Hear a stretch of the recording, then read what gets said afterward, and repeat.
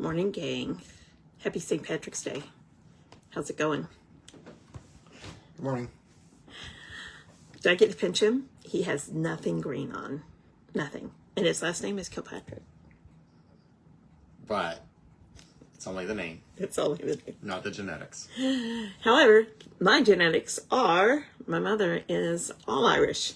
So the Quigley side doesn't get a lot of attention in my family world. It's really interesting because I was thinking about that last night because our whole life has really been mostly my dad's side of the family because that's who we grew up with and that's who lives here. And my mom's side of the family, they're up north and we didn't have a whole lot of contact with them growing up, every other summer kind of thing, that sort of thing. But the Quigley side of me does at least get green on St. Patrick's Day and usually corned beef and cabbage, but we're going out to lunch, so I don't know.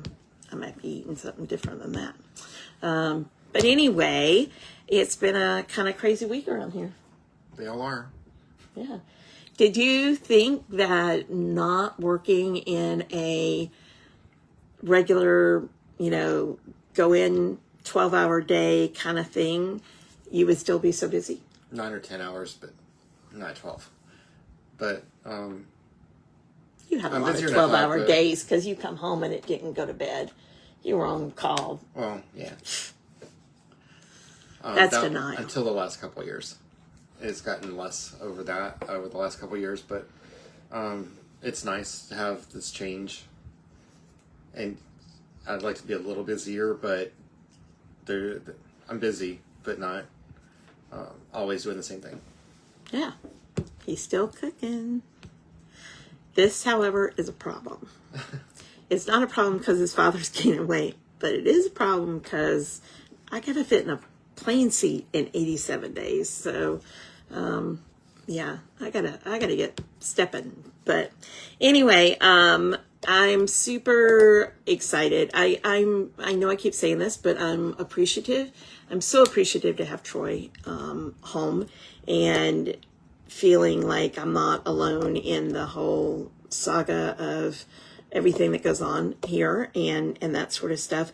And I'm excited for his new career opportunity because this is probably what's going to come, but it came faster than what we originally thought was going to happen. But one of the things that I wanted to kind of talk about on our Friends Together social media, so we can also share it to yours, is the fact that nothing changes as far as, you and I in Friends Together world and in your position now, we still govern ourselves by HIPAA.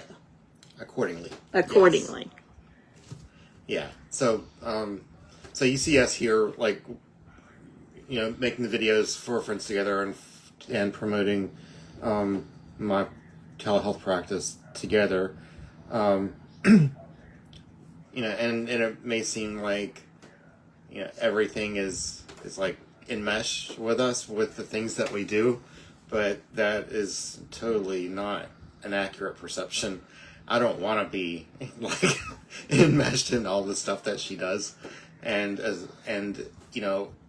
psychiatric mental health care is a very personal, private thing. So even though we're talking about mental health issues and trying to promote mental health awareness, just know that the patients that I have and the patients that I will always have,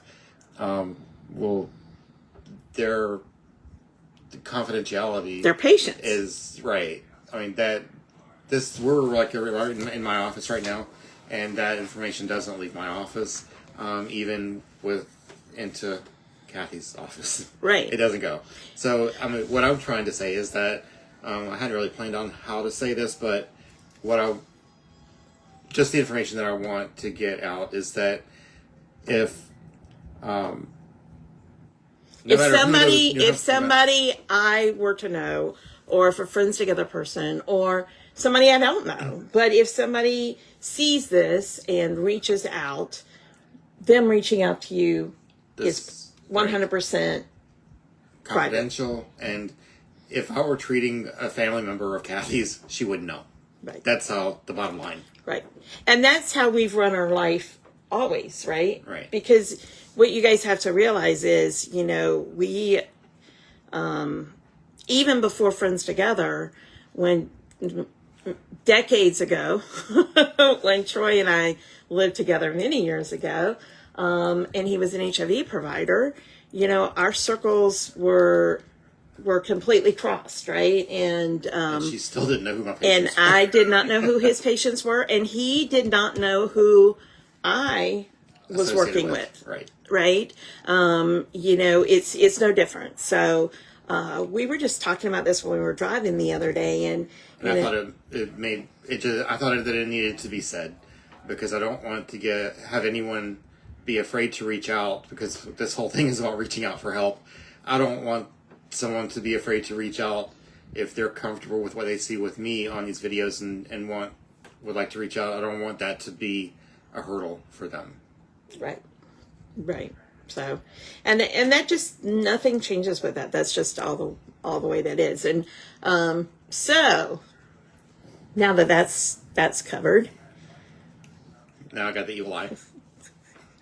So I that just kind of brings up a little something else, because when he said he doesn't want to be enmeshed in everything that goes on in my world, a couple of you have sent me private messages, and everyone is still surprised, I know, to see Troy and I doing this kind of stuff together. And Friends Together has transitioned a lot. Friends Together, this trip we're fixing to go on has really brought that together, because there is a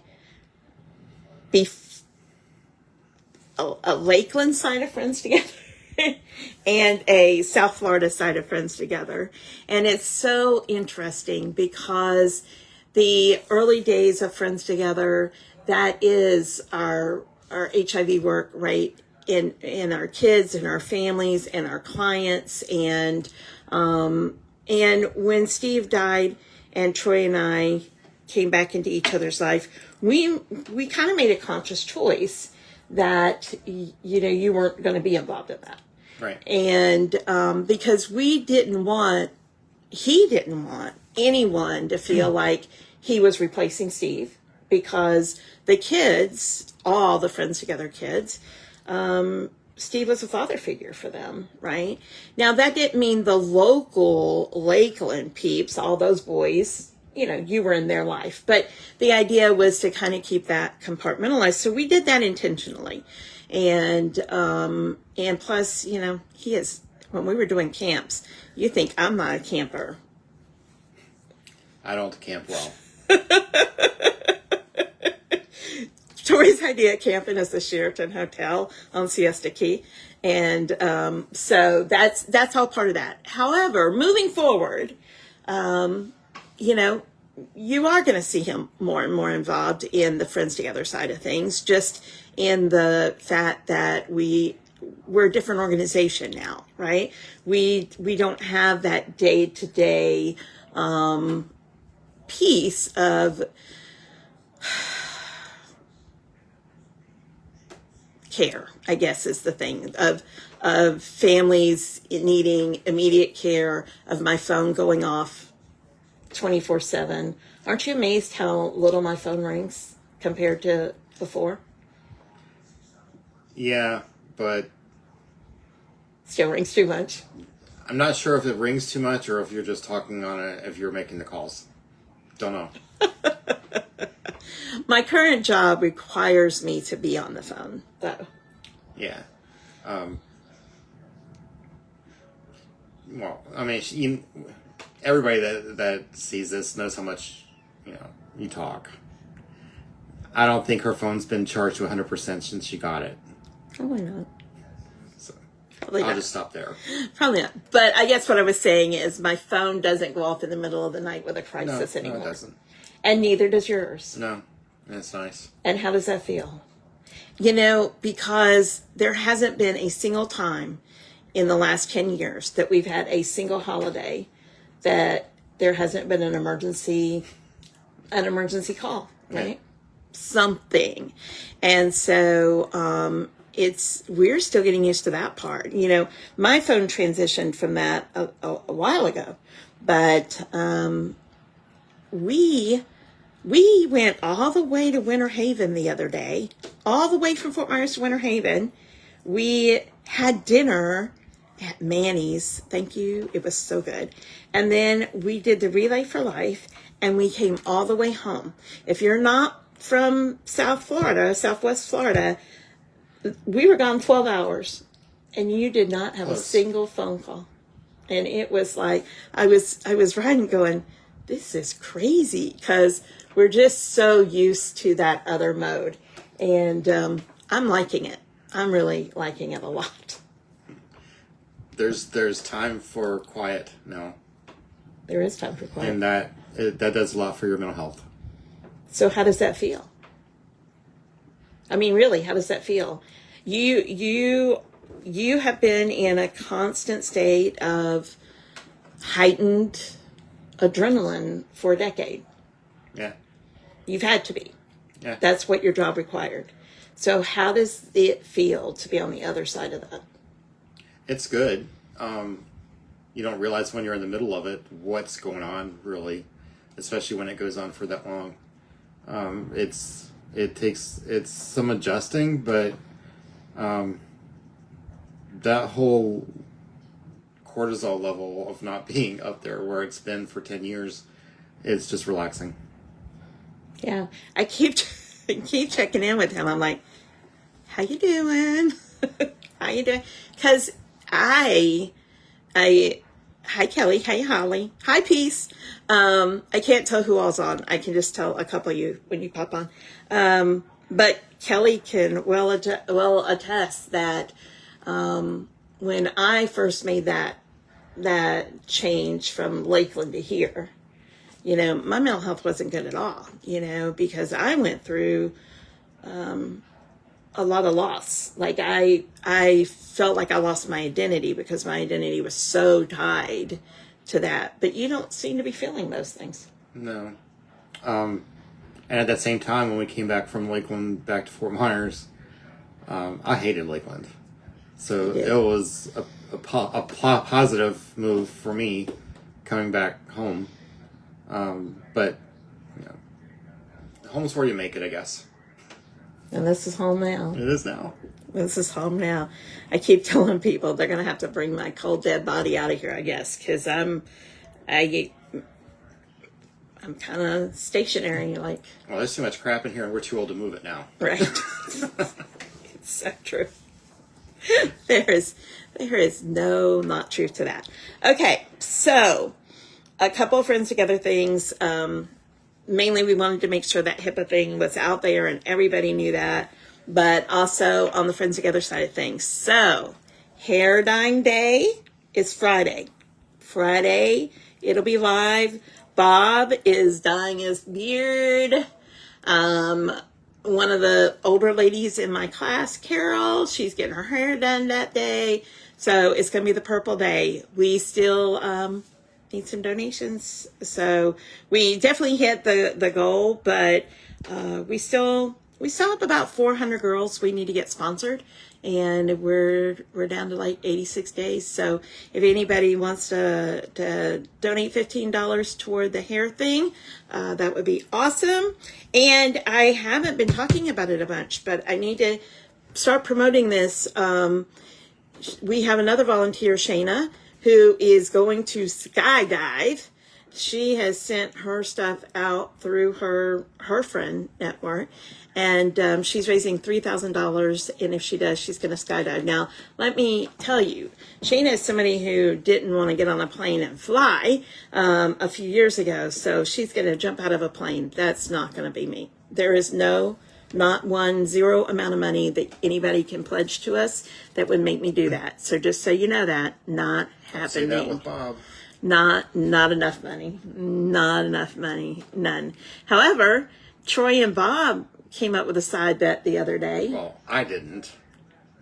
I kind of got volunteered when I wasn't in the room, but I made it work to the advantage. So Troy's going to get pied.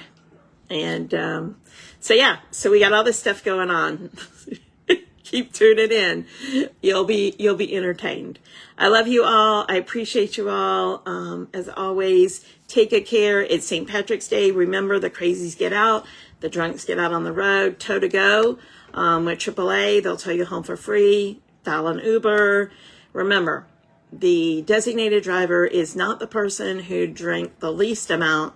The designated driver is the person who did not drink, right? And so if you don't have one of those with you, then you make sure you dial Uber or one of the other car services, or you call AAA and get home safe, and be careful and take good care. And we'll see everybody again next week.